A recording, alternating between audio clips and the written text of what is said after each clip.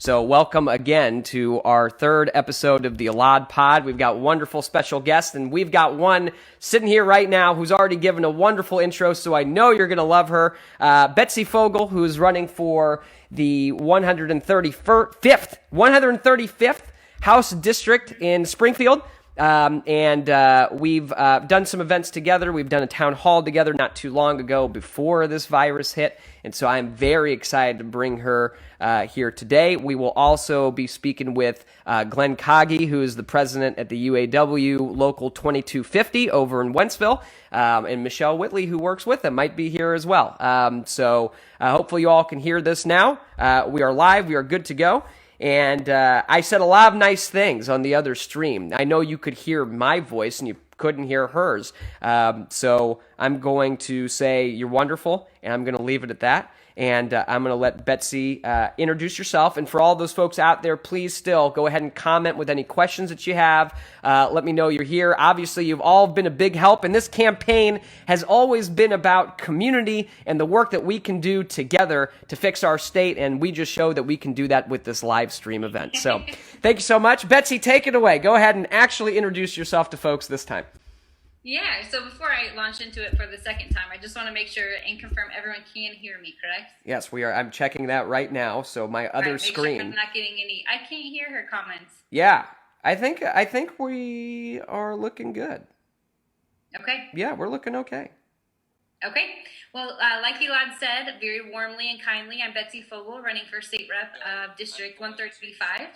That is Central East Springfield, and for those of you who are watching from Springfield, you know what that means. For those of you that are watching from other parts of the state, just know that it's from the best city in the best state, and I'm coming from my living room, something I never thought would happen. So you can see my either great or terrible interior decorating skills, depending on your style. But I'm really glad to be here. Thank you so much for having me. Yes, this is great. Good. I'm so happy you're here. And I've gotten to go to Springfield quite a few times over this campaign before social distancing was in effect. And anybody out there, don't go out and hang out with folks right now. Stay at home, stay safe, everything else. So Betsy, I know it's a pretty strange time now, especially for our two campaigns. Because we were very focused on meeting as many Missourians as we possibly could. And, I know that's certainly changed. Obviously, look what we're doing right now. Look at this. Look what we're doing right now. I love touching my face, as you could, probably tell. I just did right there. So what things have you seen change, especially in Springfield, like things that you've seen around? I know that, we've had this stay-at-home order issue throughout the state, and local municipalities were doing it. So what kind of issues have you been seeing, and what's been the response in Springfield so far? Yeah, I just want to applaud everybody in the Springfield-Greene County area. I mean, we have an excellent leadership team who has fearlessly guided us through this pandemic, and the people of Springfield have responded in such a courageous and compassionate way. If you read the news leader, you'll know that our traffic rates are down, and we are doing a very good job of following the directive of sheltering in place and staying at home. And with that, we've had a lot of great community partners step up and feel the needs that still exist. We still need access to healthcare. We still need access to mental health care, especially in a time where we're all feeling kind of lonely. We've had Boys and Girls Clubs step up and feed our kiddos, and our teachers have done a great job of transitioning to online platforms. We're all adjusting, but it's been inspiring to see the community collaboration that's kind of been forced to happen, but then people even taking that and going above and beyond and leading in ways that we can only aspire to reach at some point in our lives. Yeah. I actually, so earlier on when you mentioned the Boys and Girls Club, not too long ago when all of this stuff was, starting up, and so I come from an education background. I've been teaching kids for a long time in St. Louis, but I've worked with kids all over the state. And one of the big things that we've always done the summer when we run our summer program, it's free for kids, is we provide food and meals for kids. And schools all throughout our state have been such an important source of nutrition and meals for children, especially those who are most vulnerable. And so, yeah, I mean, I heard of the work that the Boys and Girls Club was doing, and the Discovery Center. I think that's what it's called, right? Yeah. Yeah, the Discovery Center stepped up and helped provide childcare to first responders. And we are so lucky to have that leadership team and that resource here. Otherwise, where would those kiddos go? Yeah. And what would those parents do that are, risking their lives every day to make sure that we're safe? Yeah, absolutely. Yeah, actually on our website right now, so if you go to eladgross.org /COVID, COVID, you'll see a link to 8 different organizations around the state that are doing wonderful work. Both of those organizations are on there, and you can donate to them. Yeah, I mean, there are a lot more than just those 8. Those are 8 that we selected as a campaign. We don't take dark money on this campaign, so we always donate it to different groups each quarter whenever we get some anonymous money. So we figured, hey, this is something that's a big need, and those are recommended. So yeah, and something else, we talk about folks who are getting childcare. One of the big pushes right now that folks like us are really going after is to make sure that our government is also getting benefits to frontline workers that oftentimes have been neglected for so long. Our grocery clerks, pharmacists. Glenn and I were talking about, the custodial staff at hospitals right now. But there are so many different groups that are stepping up right now, and we need them. And they are going to work, and they are doing these essential responsibilities. We really need our government to designate these folks as actual first responders and emergency personnel so they can get those child care benefits, among other things. Mm-hmm. Yeah, I think, you hit it on the head already, but none of us anticipated this happening, or, I'm sure some very smart people anticipated this happening at some point. Sure. But none of us, myself included, ever saw us having to deal or face something to this magnitude. And I think one of the things that it has done is show us what roles are essential, what roles are necessary for our society to operate. And it's not necessarily the ones that we have historically deemed as, important or esteemed. And though all jobs and occupations are important, all jobs and occupations lead to a healthy society and a functioning society. When push comes to shove, the people that are on the front lines, whether that's a nurse taking care of you in the hospital or a 17-year-old, working in a grocery store, they're all here and they're all necessary. And it's our job to make sure that they're safe and that they have the benefits that they need to be able to continue to serve our state. Yeah. And right now, like you said, we're lacking that. Yeah.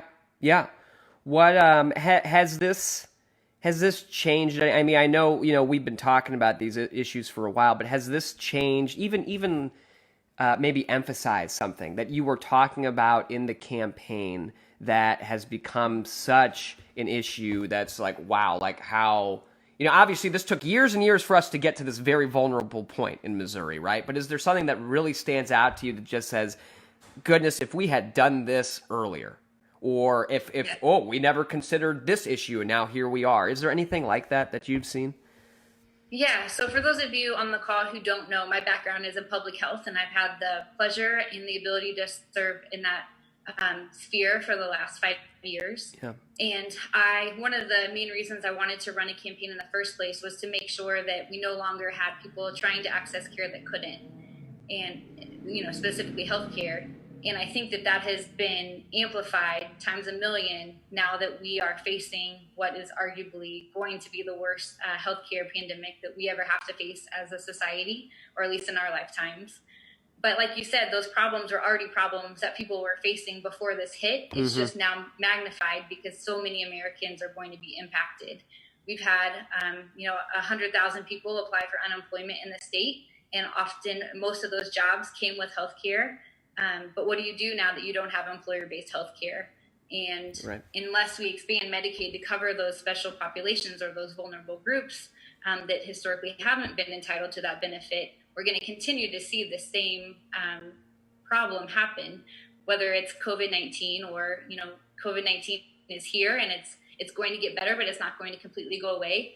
But that doesn't change that the fact that we still need, everyone needs access to healthcare. And if you're not healthy and if you don't have that access to medical, dental, behavioral health services, then you're not ever going to be able to contribute to society in the way that you would otherwise. So though that was a foundational component of my campaign, I think now the way that we're all interacting and talking about healthcare is changing. And when Medicaid expansion hits the ballot in November, I hope that's something that every person in the state remembers when they go to vote. Yep. Yeah, Medicaid expansion, they did collect the signatures for that. So, it's going through the process right now. But, Betsy, I 100% agree. Very much support that. That would provide over 200,000 vulnerable Missourians, and maybe now probably even more, with access to affordable care. And it's essential that we do that. Folks are looking at the studies, and you're going to hear all this bad mouthing about how this stuff costs all this money and how it's too expensive. All these things, and it's whatever.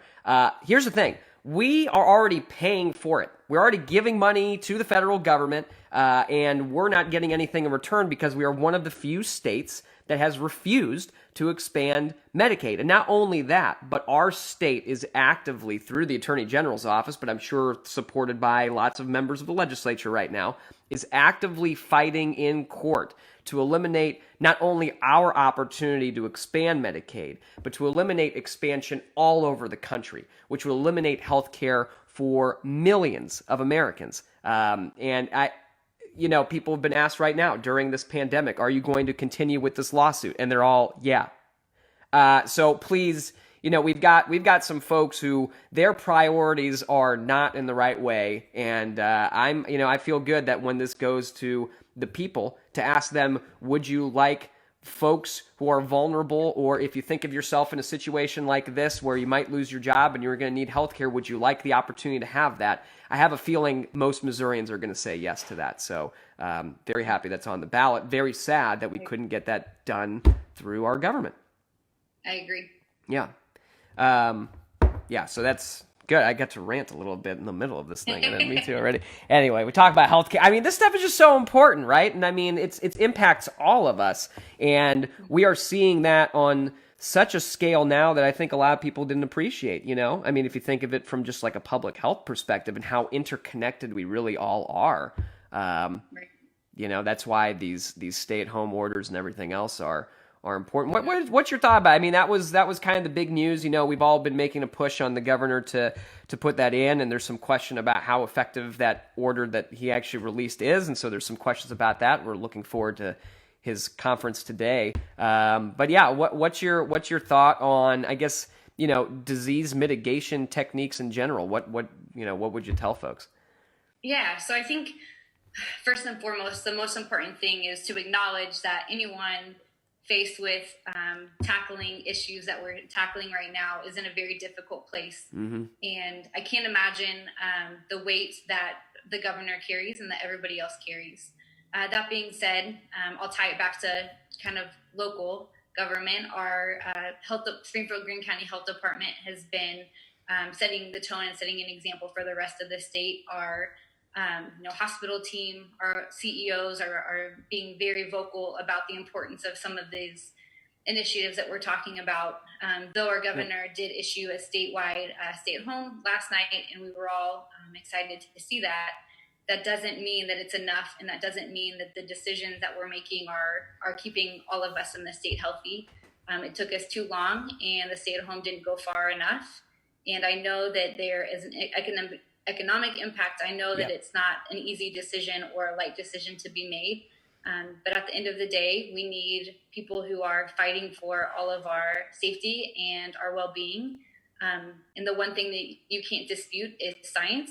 People try to, but you can't. If you look at the projections for our state and what's happened in other states and other countries, we're not gonna wish this away. This is coming, and we're weeks late on having a effective measure of which to fight against it. Right. And I mean, one of the problems there is we don't have enough available testing. We don't know the scope. The numbers that get reported every day are the minimum, like the bare minimum. We know that more people have it. Heck, I've got a buddy of mine who has all the symptoms. and is still waiting for the results of his test, and it takes a while to get, especially if it goes through some of these testing facilities versus others, but some of these can take a while to come back. So, I mean, everything we're seeing is delayed. And so an action that we take now is actually on like these numbers in the future, right? It's Right. yeah. So, it's something that's why there needs to be an urgency around it. Even when the numbers appear to be small, if like you've got 1 or 2 in your county that's reported, that means you got more than 1 or 2 in your county. And so we've really got to take care of that. Yeah. Yeah, we've several weeks ago or several days ago, we reached the point of community transmission, and like you said, if it takes 2 to 14 days for symptoms to occur, we know that we're at best Right. 2 to 14 days behind what the numbers show.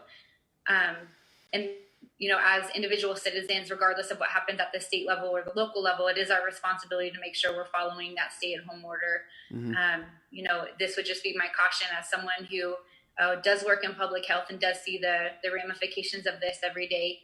It's important that we stay at home. I know that it's tough. I know that it's lonely. I live alone, and that can make for some long nights. But if you stop and think about it, the most important thing is the safety of one another, and that's all of our responsibilities. That does not end with one governor of the state. That starts and ends with each one of us living in our homes. Right.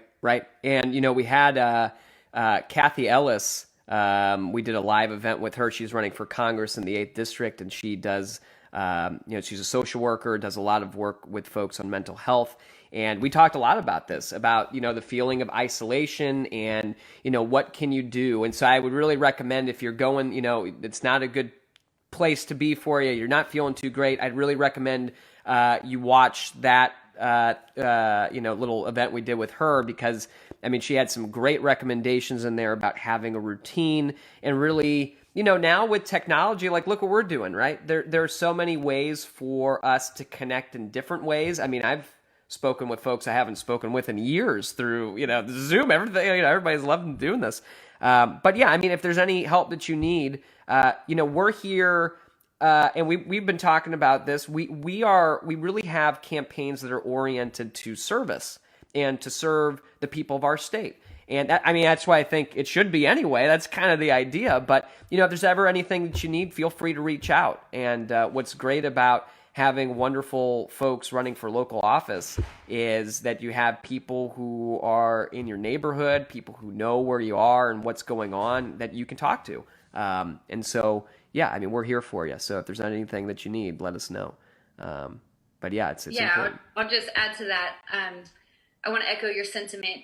Right now, when I decided to run for office, I wanted to run a campaign that was very grassroots, and me and my team, who I know are watching, hey guys, we have knocked thousands and thousands of doors. We started very early. We wanted to win this election because we were getting to know the issues and the people that lived in our community.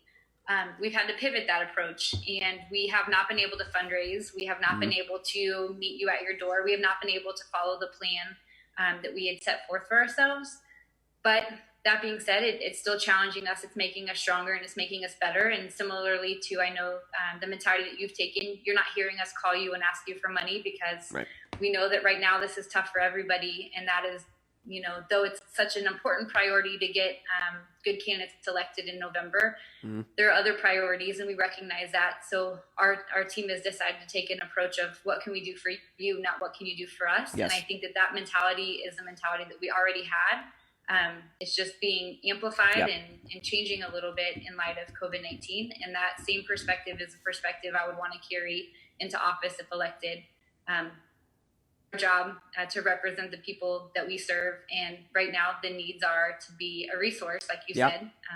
So if anyone's listening to this and is struggling with anything, I hope you know that we are a safe space, and we would love for you to reach out and connect you with whatever it is that your family's needing. Yeah. We'll put Betsy, the link to your website and everything in the comments, so you all will be able to reach out to her. She's wonderful. I just want to say I really respect the decision that you've made to do that, because I was growing more and more. My team will tell you, And I was growing more and more frustrated as my inbox was filling up with people who were asking for money. And that was from folks of different parties. I don't know why some of them are asking. I'm running as a Democrat, so it's not like, I'm going to give, but whatever, it's fine. Let's ask, I always look at the person and everything. But it was just filling up. And we took a very public stand on that as well, the exact same one where, this isn't a time to do that. And so many of the folks, everybody who's commenting and so many other people, we're all in this together right now, and I think that what we're really lacking in our state that we're seeing very much, unfortunately right now, is that we lack leadership. And I think that we really need folks who are willing to do this differently, who are willing to do this the right way, because that's somebody that I can trust. You are somebody who I can trust, Betsy, and seeing you elected, now I know, I'm actually represented. That is somebody who's there, who's going to do the things the right way, and we really need to be able to trust the folks who are representing us in government, especially during a time like this. So thank you for doing that. Thank you for doing that. I want to add to that something else to keep in mind over the coming months and in November when we're all showing up to vote. Yeah. I'm sure a lot of people don't have the ability to stream the House floor debates or the House floor conversation, but that's something I've been doing for the last several years, which, maybe is why I got involved in this in the first place. Mm-hmm. But if you look at who's fighting for us and who is standing there for hours on end, who is, staying up until 1, 2 in the morning and researching what this COVID-19 epidemic was going to do to us all, and who was fighting for a vote to be able to fund the needs that we knew we were going to have. There was one party that was very vocal, and I am so appreciative to the leadership of that party.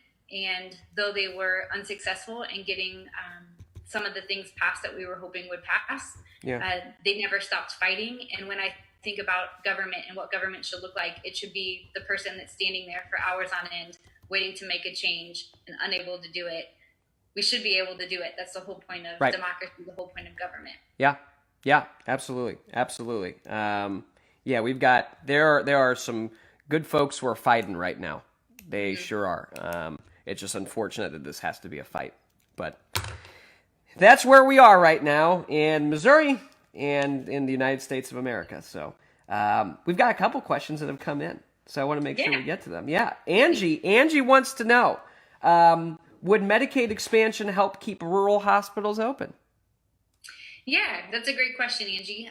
We unfortunately as a state have lost or seen the closing of several rural hospitals, and in part because of a lack of Medicaid expansion, a lack of utilization, a lack of reimbursement in those areas. Right. We know that 2/3 of the patients that are coming into Cox Hospital are coming from places outside of Greene County. And why is that? In part because there are no access to hospital systems in some of those areas. We know that healthcare is only as good as it is accessible. And if you don't have an accessible avenue of obtaining it, then you're not going to be getting it. So looking at things like Medicaid expansion would impact the ability of keeping some of those rural hospitals open. Right. That's not the only solution, but it is part of the problem. Yes. Right. Yeah. I mean, what's happening in a lot of rural areas is that if you get hurt, right, and you need emergency treatment and you go to the hospital, you are going to get treated, right? You're going to get served. Now, you might not get served the whole way because you don't have insurance, so you can't cover everything that you need. But if there's like an emergency treatment, they need to save your life, they're going to save your life. And now the hospital is going to look for your insurance company or to see if you have money and you're self-insured, so you're going to pay for the services, right?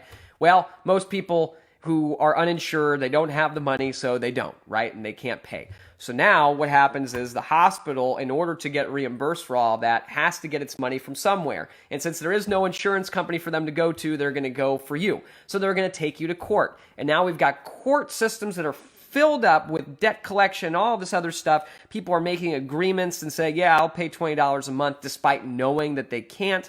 And so it has such an effect on all of these different systems, from our justice system into our healthcare system, into, all this debt and everything else. And eventually, when the hospital doesn't get the money it's got to get, it's not making enough money, so it sells itself. Usually to some kind of a venture capital firm somewhere in New York that then extracts everything it can out of it, sells all of these things, puts all this money, it takes as much as it can out, and then eventually the hospital closes. And we are left without hospitals in many parts of our state. So yeah, they have to come from different counties. There are folks who can't even live in their communities they've always wanted to live in because they don't have access to healthcare, to necessary healthcare. So yeah, Medicaid expansion. You know, I was in Nevada, Missouri, months and months ago, and there was a doctor who was there asking for folks to increase a local tax, like to actually institute a local tax, just for the hospital to keep it going. And one of the questions someone asked was, well, would Medicaid expansion have helped the hospital? And his answer was yes. And he's a Republican. You know, this isn't like a partisan thing. It's just like this is dollars and cents, and there's a lot of money that we could be getting right now as a state that we're saying no to for really no reason other than politics, and that's a bad reason to do anything. So, yeah. So, yes, Angie, we can keep those darn things open. Yeah. Great question. Yeah. And you know, and another thing is like the governor right now, if you're asking him to do stuff, we can also like change, we could do that right now. Like we can change eligibility for Medicaid. We are doing that. He's put some things in, he can do a whole lot more. And especially getting emergency support to our rural hospitals is essential right now. We should be doing that. So great question. Jimmy, I know Jimmy mentioned, Jimmy, yeah. He said it took almost 14 days for my daughter to get her test. Yeah, the result, not even just the test, but the result from it. Yeah, it takes, these things are taking a long time. I mean, it's... Yeah. Yep, go ahead. Yeah, well, I mean, it's just like, I mean, obviously, if we had more testing, we'd had a much better idea of what in the world we're facing right now, right? Mm-hmm. Yeah. Yeah, and Jimmy, if you're listening still, I just want to say how sorry I am and how terrifying that must be for you and your family. Yeah. I know there are steps being taken and steps being made in order to get testing more easily accessible, but that doesn't help the situation that you and your family are in, and you are in our thoughts as you guys navigate what this looks like for you and your family. Yeah. So I mean, obviously, like this is a very big issue right now. It's happening in our states. In our whole country. It's taken over quite a bit. What other issues do you think that folks should be looking out for in general? Stuff that you're highlighting as a campaign, stuff that you've seen, even now since the virus has come. Yeah. Again, Elad, you and I spoke a little bit about this before the call started, but what's interesting about a lot of the issues that we're seeing highlighted in response to COVID-19, those were already issues that we were talking about. Right. Things like Medicaid expansion and access to affordable and quality health services. That's something that we've already been talking about. Unemployment and making sure that families are able to utilize that benefit when they need it, knowing that it's not something that people are going to take advantage of, and that it's not something only used for people who don't want to work. Mm-hmm. All of us, every single person on this call knows somebody who got let go because of COVID-19. The needs change for businesses. COVID-19 is not the only example of that. So we need that structural safety net for all of us.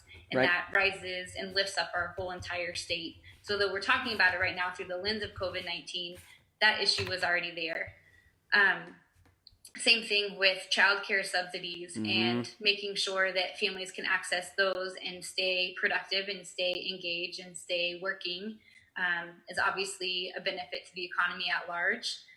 But if it makes more financial sense for a family to not work because they will lose their eligibility for programs such as Medicaid or child care subsidies, that's counter to the mission that we want to serve or that we want to live, which is getting people ready and able and willing to work. So I know that right now it's so hard to not focus on COVID-19. It's so hard to not get caught up in the fear and the impact that it's having on all of us. But I would encourage everybody to also take this as an opportunity to say, what are those structural changes that we already needed? Yeah. This may be the time to implement them to make sure that we never again find ourselves in a situation where we're scrambling to make sure that our children are fed and our families can work and our doctors have protections. Yeah, absolutely. This is certainly a moment to do that. And I know a lot of folks are, certainly looking into a lot and have been talking about these issues for a while. But we're certainly seeing all of those vulnerabilities being highlighted right now. So elections matter, and that's why we need to elect good people and get our policies out there. One other issue that has been coming up on here, and it's one that I know we've been talking about a lot, is voting. Voting by mail. Other states have it. We've got an absentee system. Unfortunately, we haven't had strong statewide support to say that we're going to, enhance and expand absentee ballots. We've actually put out a plan for how they could do that and have been calling on them to do it. But I think making sure that people can vote is a very important issue right now. Yeah, absolutely. This is coming from somebody who loves. I love to go in and vote. I love to go in and wait in line. I love the process of it. But I also know that what's the most important is making sure that we can get the most Missourians voting every election. And we know that means that we need to transition to a voting by mail platform, especially in light of what we're seeing right now. We need safe options, and we need options for those who are unable to get to the polls.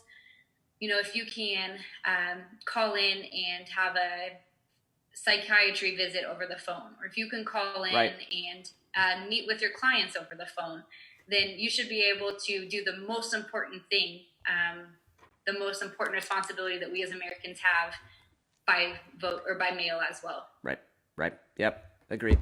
Absolutely. Well, thanks for being on, Betsy. This is Thanks great. for having me. This was really great. Anytime, we should do this all the time. I think you're wonderful, and folks are leaving wonderful things for you. So we will put your website in the comments. Is there any other great avenue for folks, like you want them to know about getting involved with you and with your campaign? What's the best way for them to reach out? Yeah, so like I said, right now our campaign is really focusing on being an asset and a resource to the people in our district, but that takes person power, and that takes people willing to make those calls. And if you have never done it, or if you are somebody who is uncomfortable calling and asking what resources they may need, we can teach you all of that. And I don't expect you to be an expert on, connecting somebody with childcare assistance or sitting down and doing a Medicaid application for the family. I was a social worker for the first few years of my professional career, and I have that skill set, so I don't expect you to have it. Right. But please reach out to us. We have all the major social media platforms, have an email and a website, and we would love to get you involved. Right now is a time, like we said, that can feel a little bit isolating, can feel a little bit down, and we're all doing our best to make the best of it. And getting involved and staying involved is a good way of combating some of that loneliness or isolation that we may be feeling. Right. Well, great. Well, please be sure to reach out to Betsy. We'll have all of her contact info in there.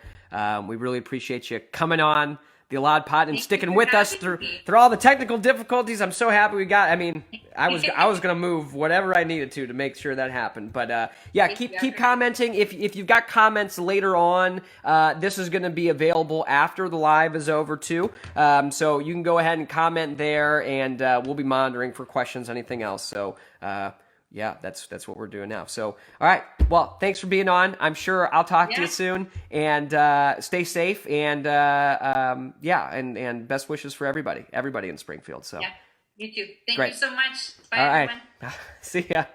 All right. I'm putting you in the weight room. You can wait there. You can go whatever you want. You're good. Okay. All right. Hold up. You're in the waiting room now. All right. Let's bring in Glenn. Oh, it looks like Michelle has dropped off, but Glenn is coming on in if he wants to. No, Glenn doesn't want to. Glenn does want to. There's Glenn. Hello, sir. Can you hear me? Yeah, I can hear you. Great. You are on. Yes, I can hear you too. And now we've got the technical difficulties all sorted out. Were you watching on Facebook? Yes, I was. Okay. Was it much better now? It's much better now. Okay, good. You guys covered a lot of good ground. Yeah, I think we did. Betsy's really great. We need a bazillion of her all over the state. But she's great. We've got a lot of folks who have the same values. So Hearing her talk makes me wish we could get cloning going. Yeah. Yeah, well, maybe next session. I don't think they'll have time this one in the legislature. But, well, Glenn, thanks for coming on. I introduced Glenn at the beginning. He's the president at the Local 2250 for the UAW over in Wentzville. We've known each other for a while, actually, through the some Democratic Party action. Yeah, so glad you could be here. Actually, this kind of started because Glenn wanted to learn more about Zoom and online, these kinds of activities. So how's it going? How are you liking it? It's going good. Yeah. I appreciate the opportunity to come on and share this platform with you, and I appreciate you taking time to mentor me on the technological challenges that come up sometimes. Well, look, I'm not even immune. You saw what happened at the beginning of this darn thing. It's just how you adapt to those situations, right? So, yeah. Right. Yeah. Yeah, you guys did cover a lot of ground and a lot of territory. One of the things that I was thinking about as I was listening to this is that a pandemic like this shows the need for federal oversight. Yeah. For a uniformed policy coming from the federal government, federal leadership on a situation like this. Sure. We still have states that are not honoring the quarantine rule. Right. So as hard as we all work and the sacrifices that everybody is making in the state of Missouri in trying to shut down and flatten the curve in Missouri, are all going to go for naught if somebody travels to one of the states that does not have quarantine, and they can bring it right back.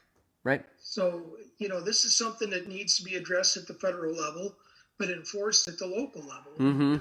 How you enforce a quarantine, I don't know. But one of the things we have found is we always hear them bragging about the low unemployment rates, and that's great. And we hear them cutting the different programs.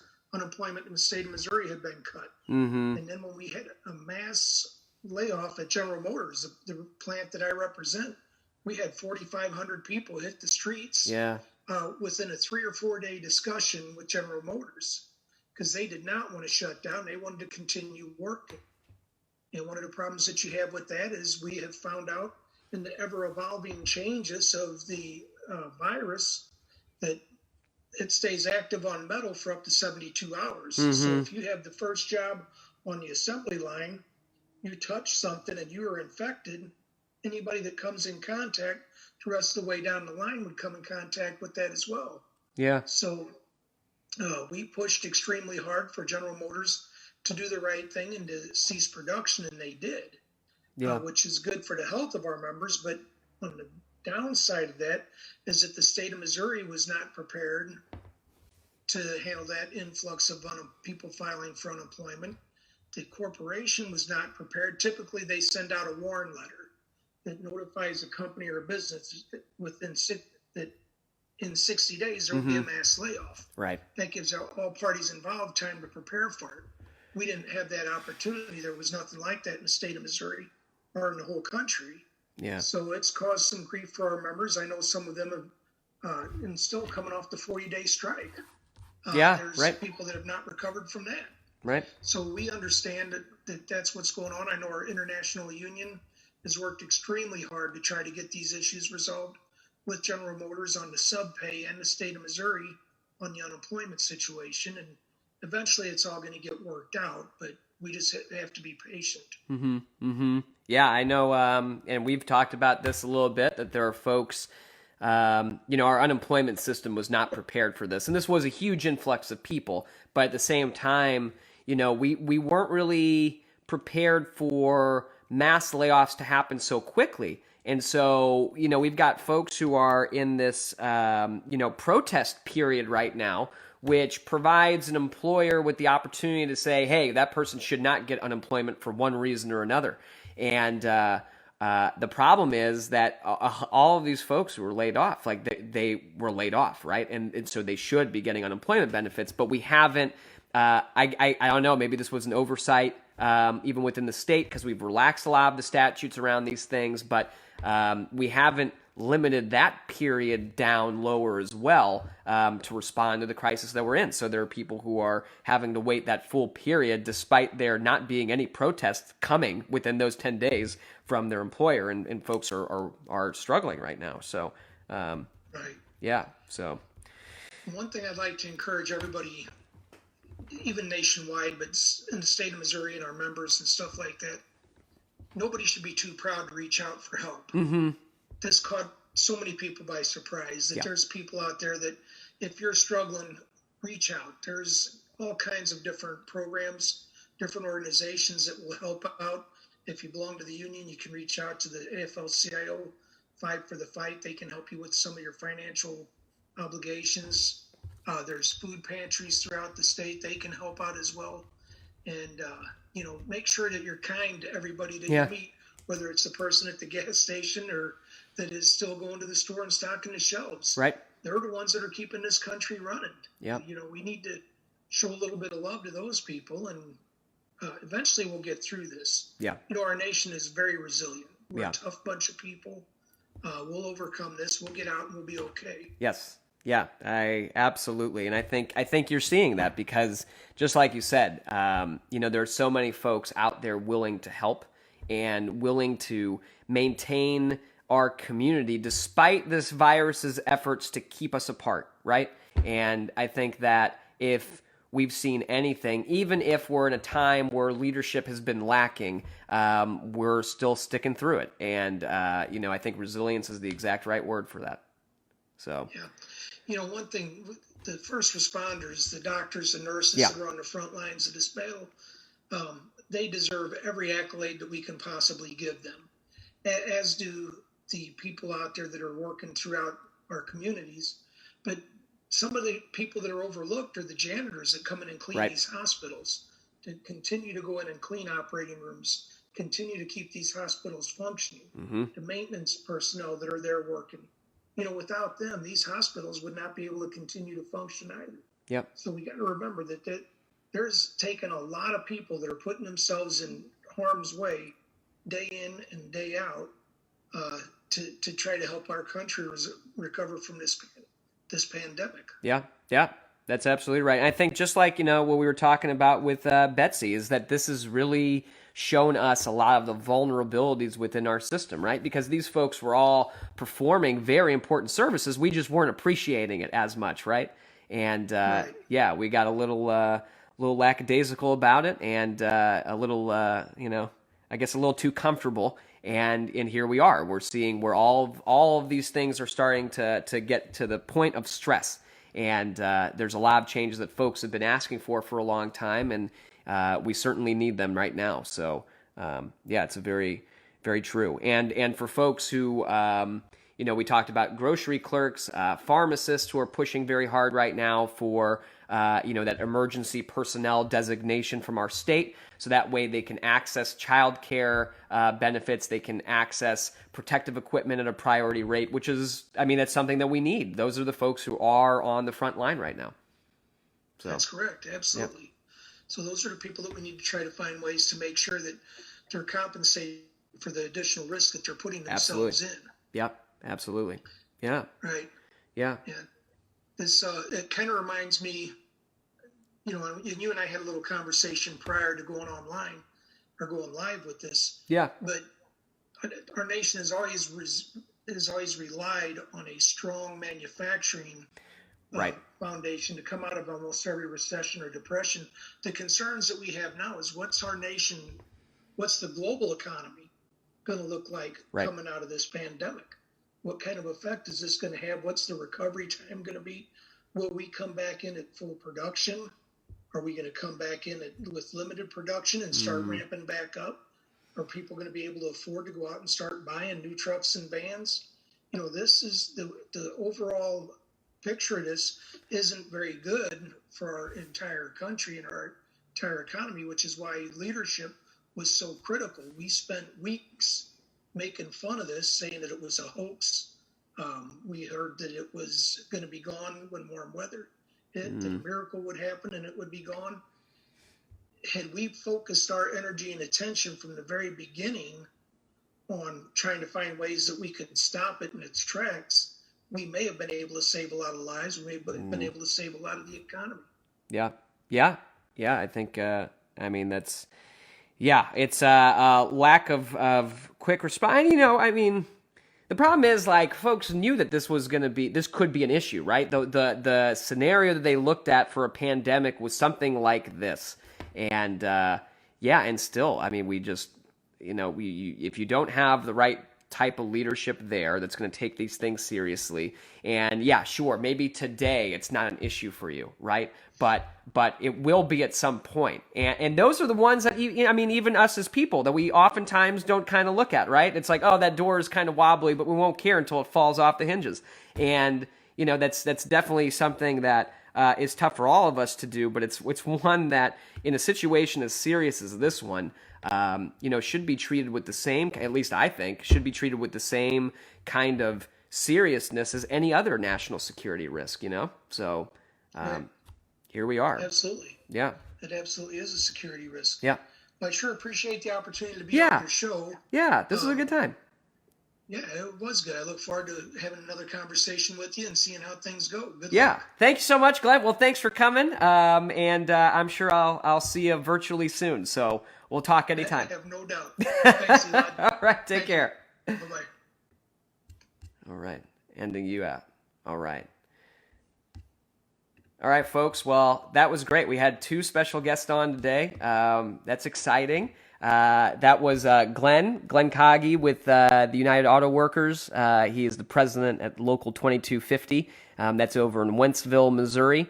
He's been doing great work for not only his members, but he serves in so many different ways the people of this state. So really excited that he got to come on, mostly because I tricked him into getting on the show a little bit by teaching him how to use Zoom. But no, seriously, I'm very happy that he was here. And then Betsy Fogle, who we just had on before him, who is running in the 135th. So thank you all for sticking through. I know we had some issues at the beginning of this, but I think this format's okay. If you like this format where I've got the screen up and we've got the people out here, I know some people think it looks like a news set or something. If you're a fan of that, go ahead and give this a thumbs up or comment below and let me know. I was a little self-conscious of that. Maybe that was my fault. Usually I don't have too many problems with that and looking ridiculous, but we tried something new, and we're all going to learn together here. But happy that we have special guests on. If you are interested in being a guest on this show, we're trying to bring folks who are not only running for office, but people who are doing really active things in the community, or folks who have an interesting story to share, whatever it might be. Go ahead and contact me, and we'll put the contact links and everything in there below. Before I go, we'll talk a little bit about the news. The big news was from yesterday is that the governor of Missouri finally issued a stay-at-home order. It's called Stay Home Missouri. It's an executive order, and it seems that was something that was certainly needed for all of the reasons that we talked about today.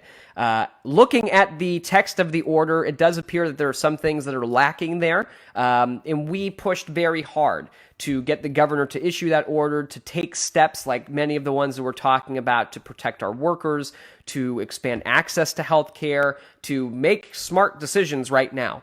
And we're going to keep after it. So we've got a form where you can send a message to the governor. I know some people had problems getting through because so many of you were calling. Thank you so much. We need to be as involved as we possibly can in our government right now, especially, but really all the time. And I think that the lesson that we've really talked about today is one of how a lot of our systems have been broken. They haven't been working for many Missourians. They haven't been working for many Americans for a long time. And unfortunately, we designed a way to make it easy to ignore folks, especially folks who don't have money, who don't have power, who don't have lobbyists, who don't have big checks to give to a politician to go write them a bill. And now we are seeing the results of years and years of divestment from our state, from our public institutions, from our communities. We didn't invest in our people. And now we are at a situation that is putting us in a terrible strain. And Missouri hasn't responded very well to that. That is unfortunately a result of our leadership, the lack thereof. And it's something that we desperately need to change. So that's why I'm really excited that we got to have a candidate on today. Obviously, that's why I've been running, and so many of the folks that we've worked with across the state have been too. This is an important time to make sure that we are protecting our families and everyone else around us, and to be bold about the issues that we're facing and the solutions to them. So I know a lot of you commented today about how you're happy that we're doing these live streams, and I'm happy too. And that's why we work hard to make sure these come to you, and we keep everybody informed. So happy to be here. We will have an episode next week, like we always do. We'll probably have some things during the week too. We'll have some tutorials out there about how to use these different platforms, different ways to get involved from home. If you would like to volunteer on our campaign right now, we're doing very similar to work to what Betsy was saying. We are checking in on people, making sure they're doing okay and seeing how we best can serve them. So you can go on our website too. I'll put the link there, and you're welcome to get involved. Anyway, thank you. Thank you for everything you're doing. Thank you for being here, and we'll see you soon. So until next week, that is the EladPod, and congratulations on everybody viewing our 3rd episode. Number 4 will be good too, promise. So thanks for coming. I'll see you soon.